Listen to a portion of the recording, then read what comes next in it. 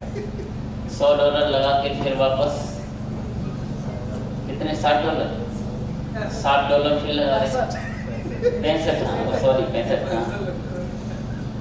तो और पैसे के साथ साथ समय भी लगा रहे। ये आपकी सीखने की मनोवृत्ति को दर्शा रहा है और ऐसे समय और पैसा लगा लगा के लोग ग्रेजुअली ग्रो करते हैं और फिर एक दिन वो जब ग्रो कर जाते हैं और पैसा आ जाता है तो लोग कहते हैं कि पता नहीं कैसे हो गया। हम जैसे बूंद बूंद से समुद्र बनता है, हम सब जानते हैं, कण कण से पूरी पृथ्वी ब्रह्मांड बनता है। ऐसे ही एक एक पल हमें गढ़ रहा है, एक एक पल, हर पल हम कुछ सीख रहे हैं, हर पल कुछ ना कुछ घटित हो रहा है हमारे आसपास, कुछ नया देख रहे हैं, कुछ नया अनुभव कर रहे हैं, कुछ नया सुन रहे हैं, कुछ नया पढ़ रहे हैं, कुछ नए लोगों से मिल रहे हैं, जीवन में कुछ नए नए अनुभव हो रहे हैं, कुछ खट्टे, कुछ मीठे, कुछ कड़वे। हर पल कुछ ना कुछ हमारे अंदर बदलाव हो रहे हैं, कई बार सकारात्मक, कई बार नकारात्मक। यदि हम अलर्टनेस के साथ उन बदलावों का साक्षी बने और उनको संभाला हमने, तो हम पॉजिटिव ग्रोथ करते हैं। यदि हम नहीं संभाला तो वही हमारी ग्रोथ नेगेटिव होती है। ये मनुष्य जीवन पशु वृत्ति से मनुष्य वृत्ति और मनुष्य वृत्ति से देव वृत्ति की ओर जाने का असली मनुष्य जीवन में का काम है और हमारा मुख्य उद्देश्य होता है। क्योंकि हम सब में पशु वृत्तियां हैं। पशु वृत्ति मतलब बात करेंगे हम डिटेल में, जो पशुओं में होता है वो हम में भी सारे भाव। लेकिन हम मनुष्य उस वृत्ति से निकलकर मनुष्य बनते हैं कुछ विशेष कारणों से, और फिर उस मनुष्यत्व से देवत्व की ओर जाते हैं, यानी देने वाले बनते हैं। पशु होता है छीनने वाला और मनुष्य होता है जैसे खुद कमाना, खुद खाना, ये प्रकृति है। खुद कमाना, खुद खाना, छीन छीन के खाना, दूसरे का भी छीन छीन के खाना, ये विकृति है। और खुद कमाना और दूसरों को खिलाना, ये संस्कृति है। यही असली मनुष्यत्व होने का हमारा लक्षण है। लेकिन कई बार जाने अनजाने में हम इतनी सजगता से नहीं जीते, इसलिए मनुष्य धीरे धीरे पशुत्व की ओर जाता है। और अब मेरा तो मेरा है ही, लेकिन तेरा भी मेरा है। हम छीन छीन के खाते हैं, दूसरों की जमीनों पे कब्जा करते हैं। एक मूवी आई थी लक्ष्य, किसी ने देखी?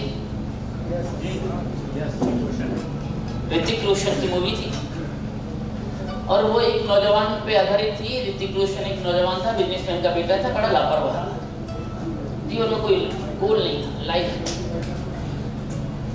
मस्ती के साथ जी रहा था, पढ़ रहा था, अच्छे स्कूल में पढ़ रहा था, कोई अच्छे बिजनेसमैन का, दिल्ली के अच्छे बिजनेसमैन का बेटा था। तो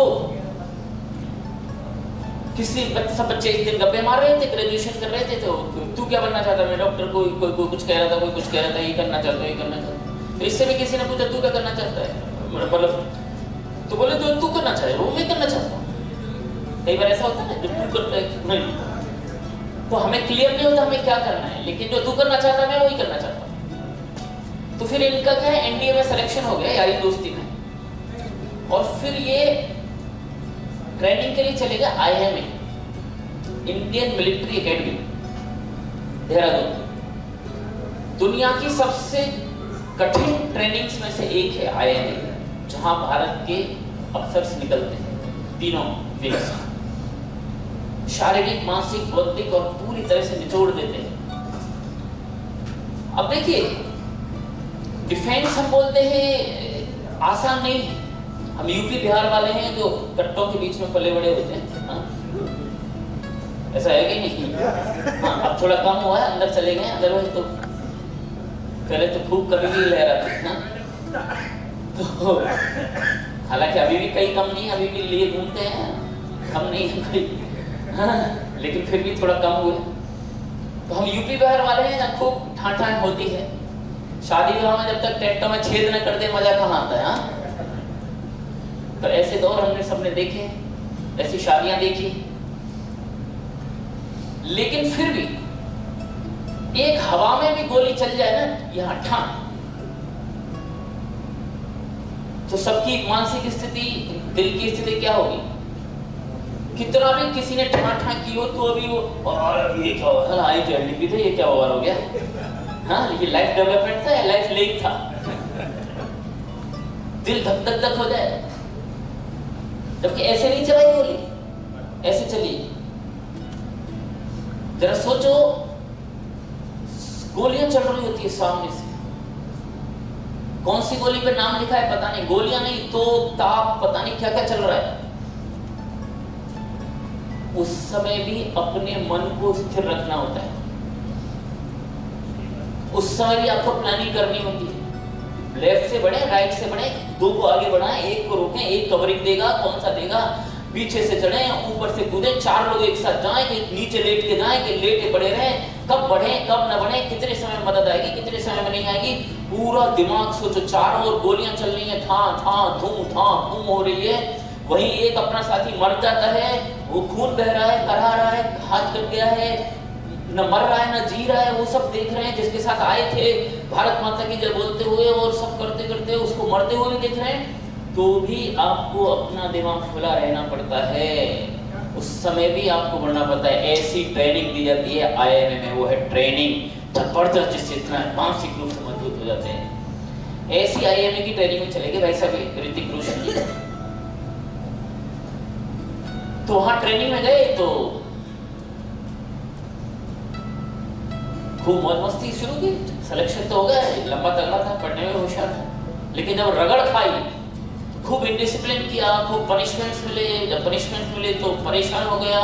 वहाँ की दिनचर्या सुबह से रात तक जो चला, और फिर लास्टली परेशान होकर आईएमए छोड़कर मौका देखकर भाग आया और दिल्ली आया। दिल्ली आके अपनी गर्लफ्रेंड से मिला तो उसने सोचा छुट्टी उट्टी आया है। अरे यार छुट्टी आया है? बोले छुट्टी नहीं, छोड़ा है आईएमए। अब ये बोली आईएमए छोड़ा है? हर नौजवान का सपना होता है आईएमए में जाना, तो मोइसी को छोड़ा है। अब ये लड़की बोली तुम जैसे लापरवाह के साथ मैं नहीं जी सकती। मैंने सोचा था अब तो लाइफ में कुछ कर ले जाओगे, और आज के बाद हम कभी नहीं मिलेंगे, दैट्स ऑल। मुझसे मिलने की कोशिश मत करना। Not bye bye, good bye for everyone, for all time. और चली गई। झटका लगा इसे। कई बार जिंदगी में झटके लगते तो भी आदमी खड़ा होता है। इसको बुरा लगा, एहसास हुआ, वापस आईएमए गया, सॉरी सारी माफी, हो जल्दी से लेते भी नहीं है, पनिशमेंट देते हैं। और फिर उसने ट्रेनिंग लिया। फिर कारगिल का युद्ध शुरू हुआ, इसकी ट्रेनिंग पूरी हुई और इसको एक लक्ष्य मिला, कारगिल की चोटी पर तिरंगा फहराना।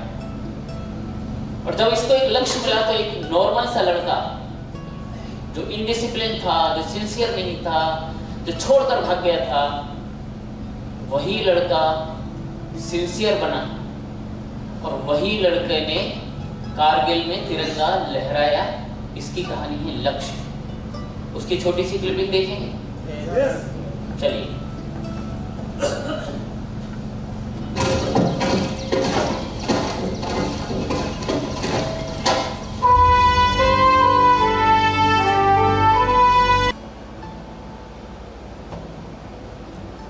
क्या बात है? दम नहीं अंदर? बचपन में दूध नहीं पिया था क्या? अंदर आग चाहिए, आग, जोश पैदा करो। तो ले यहां खड़े हो जाओ और दूसरों को देखो। आग चाहिए, आग।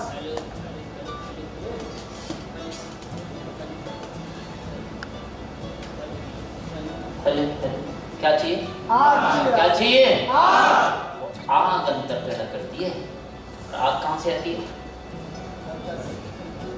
अंदर से तो आती है, लेकिन कब आती है? जब लक्ष्य होता है। क्या होता है? क्या होता है? लक्ष्य। आप कुछ ना कुछ लक्ष्य है, तभी आप दोबारा चले आए। तो आप जिंदगी बदलना चाहते हैं? yes. आप लोग अपनी जिंदगी बदलना चाहते हैं? yes. और मैं आपकी जिंदगी बदलना आया हूं, ठीक है? समझ आया? ओके, अब पहले ये जान लो कि मैं बदल नहीं पाऊंगा कि नहीं। मेरा नाम धीरज है, धीरज चौहान, अलीगढ़ यूपी का ही रहने वाला हूँ। अपना ही मामला है। हाँ, अलीगढ़ मूल स्थान जगह है, वहाँ था। अभी कोई नहीं रहता है वहाँ। जयपुर में मेरा घर है और अभी लखनऊ भी रहता हूँ पिछले 2 साल से। पिताजी मेरे टीचर थे। हम 5 बहन भाई थे, 3 बहन 2 भाई।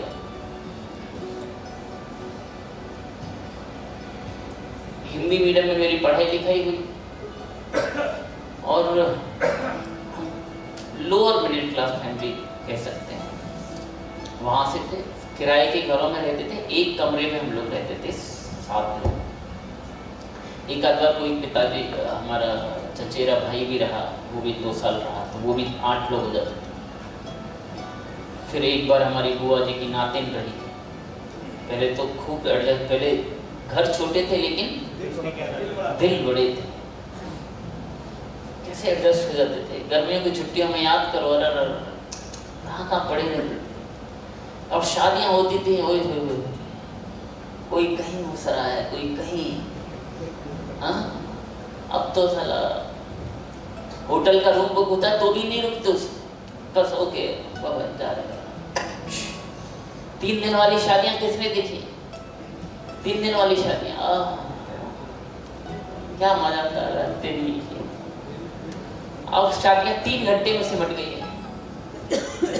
3 दिन वाली शादी 3 घंटे में सिमट गई। तो खैर एनीवे, वहां से मैं हमारी परवरिश हुई किराए के घरों में। 16 किराए के मकान हमने बदले। पिताजी टीचर थे, पीटीआई फिजिकल ट्रेनिंग इंस्ट्रक्टर।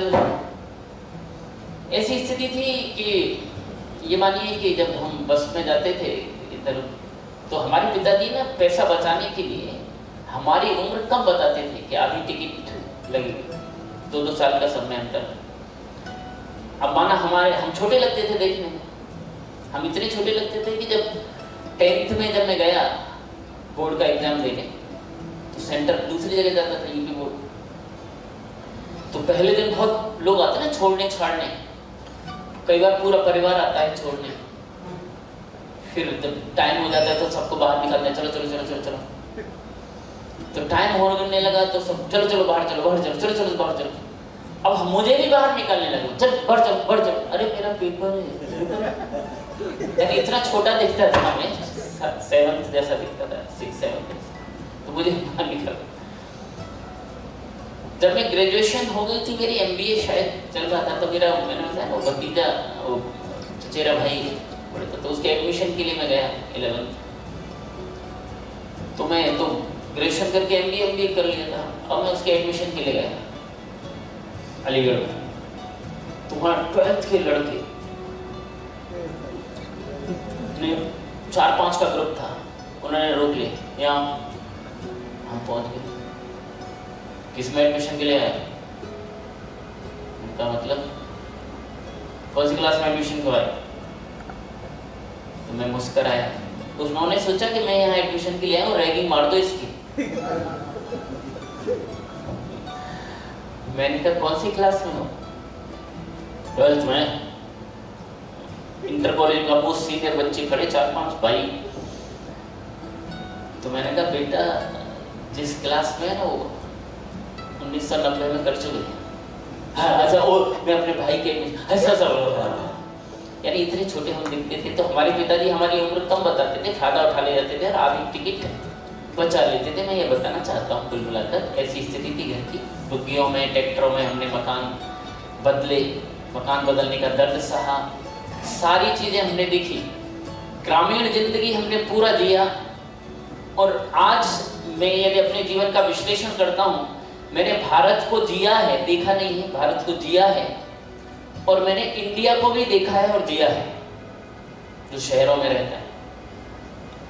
गांव में जीवन कैसे होता है ये मैंने देखा नहीं है, मैंने जिया है कि कैसे लोग खाते हैं, कैसे पीते हैं, कैसे रहते हैं, कैसे छाछ एक दूसरे के यहाँ जाती है, मट्ठा याद आ रहा है। अब बंद हो गई है, अब गाँव में भी ये परंपराएं।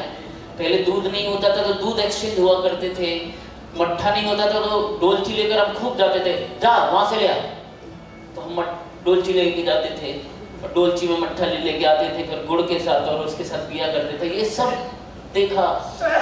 बाहर जाने का अनुभव हमको है। लोटा वाला अनुभव है किसी को? तो लोटे वाले अनुभव थे, बिना लोटे वाले भी अनुभव थे। नाले नालियां बहा करती थी, हाँ, तो कई जगह ऐसी होती थी जहाँ ट्यूबवेल होती थी तो पानी भरा रहता था, तो वहां चले जाते थे, लेकिन कई बार धोखा भी हो जाता था। खाली ये सोच के जाते थे पानी होगा, लेकिन पानी नहीं होता था। मुझे लग रहा है कईयों को अपने बचपन याद आ गया है। तो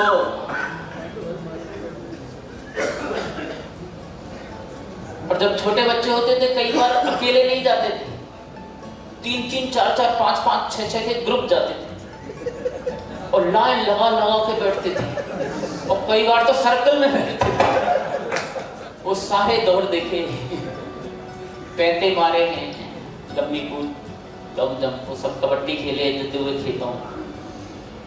तो वो जीवन देखा, बड़ा शर्मीला था, मैं पढ़ने में होशियार था, और जैसा बाप होता है वो चाहता है मेरा बेटा भी ऐसा बने।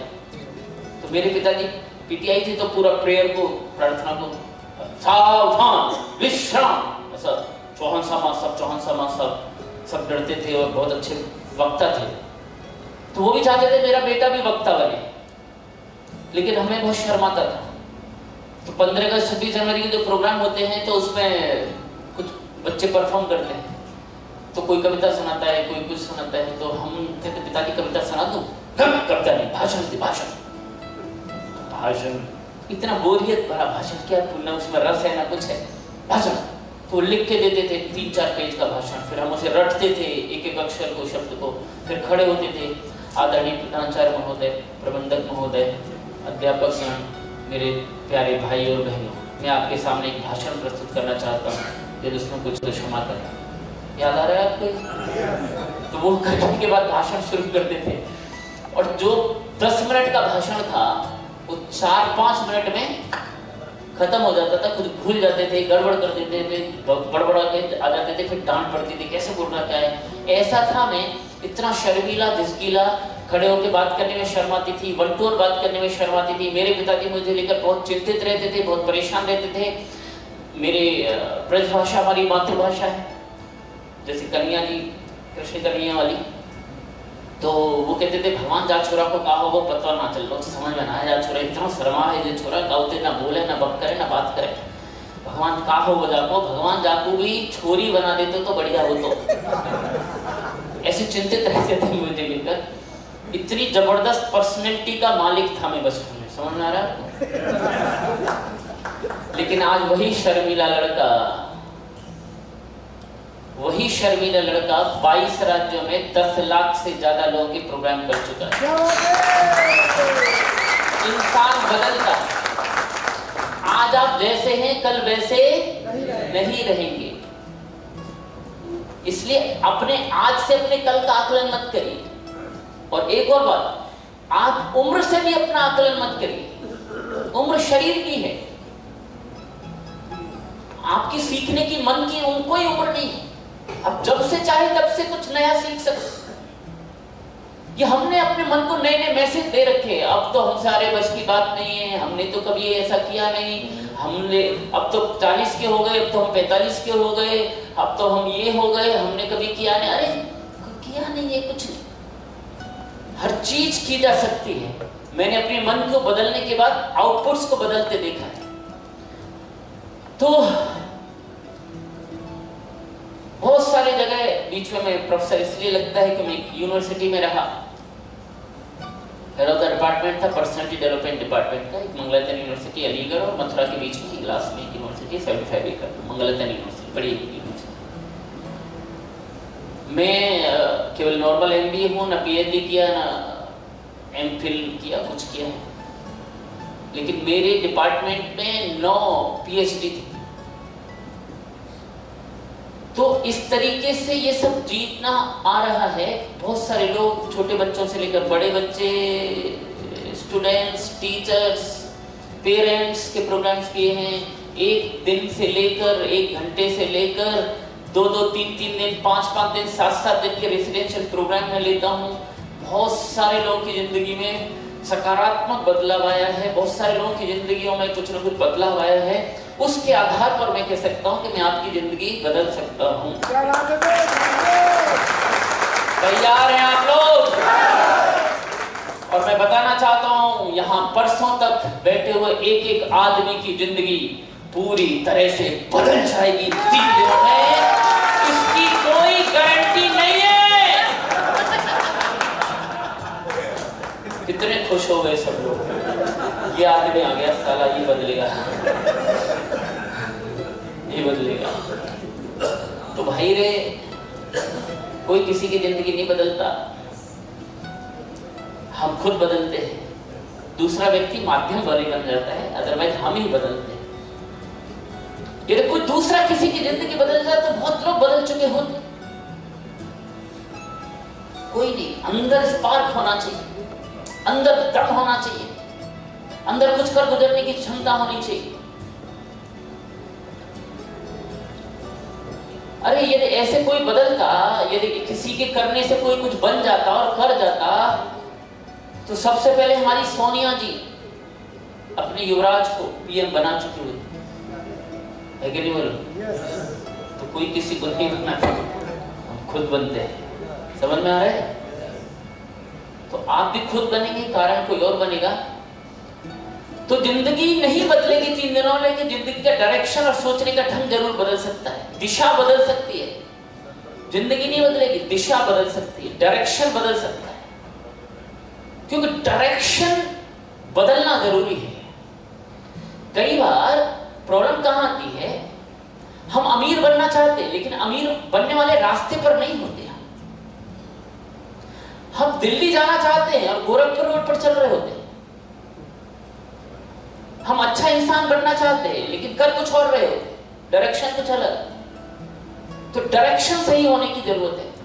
तो 3 दिन में आपकी जिंदगी नहीं बदलेगी, लेकिन जिंदगी की दिशा जरूर बदल सकती है, सोचने का ढंग जरूर बदल सकता है। तो पहले हमें दिशा बदलना पड़ेगा। क्या बदलना पड़ेगा? क्या बदलना पड़ेगा? वहां सब लोग तैयार है। क्या बदलना पड़ेगा? क्या बदलना पड़ेगा? देखो, बिल्कुल वरुण जी ना। तो जो लोग वहां थे उनका तो हाथ निकलना ही चाहिए। क्या बदलना पड़ेगा? हाथ ऊपर करो। तो पहले क्या बदलना है? दिशा। क्या बदलना है? और फिर क्या बदलना है? दशा। कई लोग दिशा नहीं बदल पाते और कई लोगों को दिशा मिल जाती है तो अपनी दशा नहीं बदल पाते। बहुत सारे लोग जिनको दिशा ही नहीं मिली।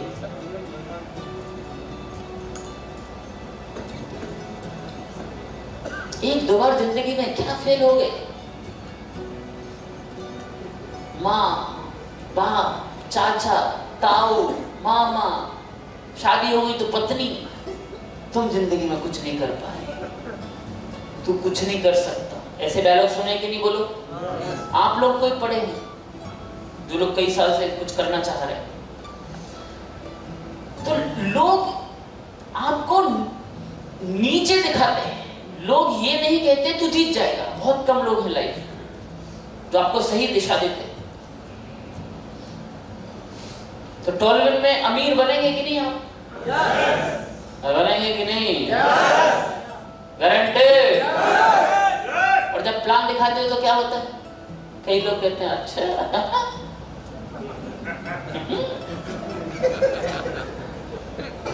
हंसी उड़ाते हैं। चक्कर में मत पड़। बर्बाद हो जाएगा। ऐसे बोलते कि नहीं?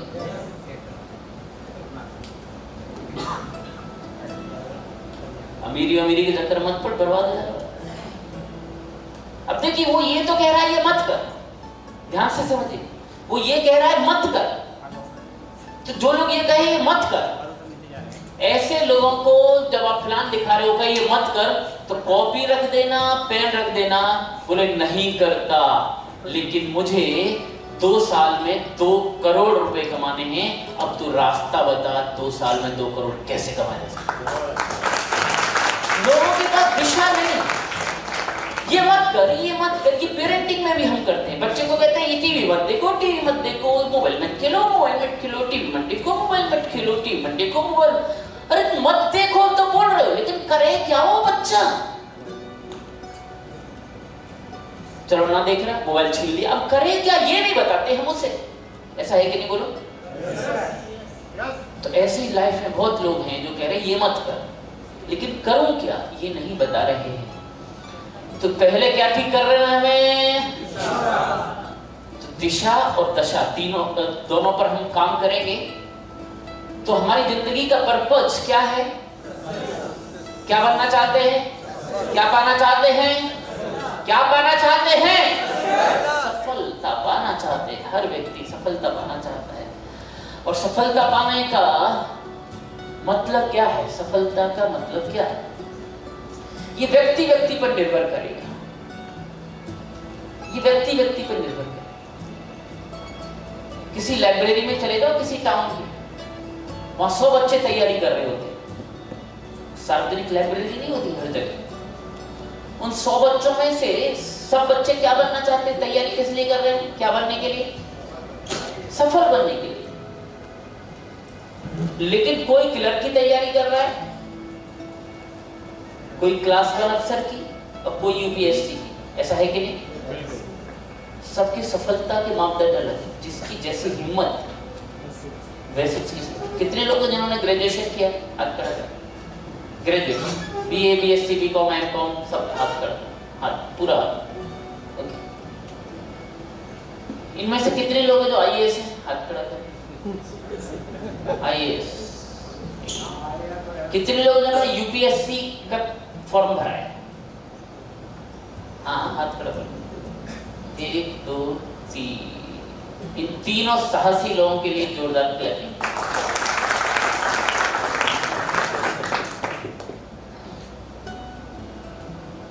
जितने लोग ग्रेजुएट थे वो सारे लोग एलिजिबल थे यूपीएससी के, लेकिन भरा नहीं। क्यों? क्योंकि कईयों को दिशा नहीं दी गई। कईयों को ये नहीं बोला तू कर सकता है, दिशा नहीं मिली उस समय। या कई बार किसी ने कहा भी तू कर ले, तो उसको ये लगता था ये मेरे बस की बात नहीं, जबकि सही है या गलत मैं उस पर नहीं जा रहा हूं। आपकी बस की बात थी या नहीं ये हम नहीं कह सकते, क्योंकि आपने ट्राई ही नहीं की। ट्राई ही नहीं, हिम्मत ही नहीं आई अंदर से। तो सफलता के मापदंड मेरे अंदर की स्थिति से आते हैं। यदि मेरे कमजोर हूं, मेरा मन कमजोर है, मैं ज्यादा बड़ा सोच नहीं पाता हूं, तो मैं छोटे ही लक्ष्य बनाता हूं। एक लड़का महाराष्ट्र से, गांव का रहने वाला, 12th में फेल हो गया इंग्लिश, पढ़ाई छोड़, गांव का। और पढ़ाई छोड़ने के बाद वो पिता का हाथ बटाने लगा। और हाथ बटाने के बाद सब लोग कहने लगे फेल हो गया, पढ़ाई छोड़ दी, फेल हो गया, पढ़ाई छोड़। क्या कर रहे हो बेटा? खेती कर। क्यों? फेल हो गया। अब इस बच्चे को लगने लगा यार मेरे तो अब ये तमगा लग गया फेलियर का, ऐसा मन में आवाजें आने लगी। तभी उसको एक टीचर टकराए, बोले क्या कर रहे हैं? बोले कुछ नहीं, पढ़ाई नहीं, छोड़ दी। क्यों? इंग्लिश नहीं आती समझ, इंग्लिश में फेल हो। अभी इंग्लिश का टीचर था संयोग से, कि बोला अरे क्या बात करता है, इंग्लिश आ जाएगी, मैं पढ़ाऊंगा तुझे, फॉर्मल। यानी एक व्यक्ति मिला जो उसने कहा तू कर सकता है। उसको भी लगा नहीं कर सकता, उसने फॉर्म भरा और 12th पास कर लिया, पढ़ाई की, मेहनत की, गाइडलाइन लिए, 12th पास कर। अब मैं आपसे पूछना चाहता हूं, आपसे प्रश्न है, आपकी इंग्लिश कमजोर है, जैसे तैसे आप इंग्लिश में पास हो गए, एक बार फेल हो गए थे, फिर पास हो गए, तो बीए जब आप करोगे तो क्या इंग्लिश लोगे? 80-90% नहीं भैया। 12th निकल रही, अब सोशियोलॉजी, एजुकेशन, हिंदी, संस्कृत या कुछ और, इंग्लिश नहीं लेंगे, भागेंगे उस। लेकिन उस लड़के ने बीए में इंग्लिश लिया, और बीए में इंग्लिश ही नहीं लिया, उसने एमए इंग्लिश किया था। जो 12th में फेल हो गया था इंग्लिश में, उसने बीए किया, एमए इंग्लिश किया। और जब वो एमए इंग्लिश कर रहा था तभी किसी ने कहा why not you prepare for UPSC. उसको लगा हाँ कर सकता हूं, और उसने यूपीएससी की तैयारी शुरू कर दी। महाराष्ट्र से आ गया दिल्ली, मुखर्जी नगर, और दिल्ली में तैयारी करने लगा। और जो लड़का 12th में फेल हो गया था, जिसने पढ़ाई छोड़ दी थी, वही लड़का यूपीएससी का कंपटीशन बीट कर गया, जब उसने सोचा और विश्वास किया मैं कर सकता हूं। क्या आप मेरी बात समझ पा रहे हैं?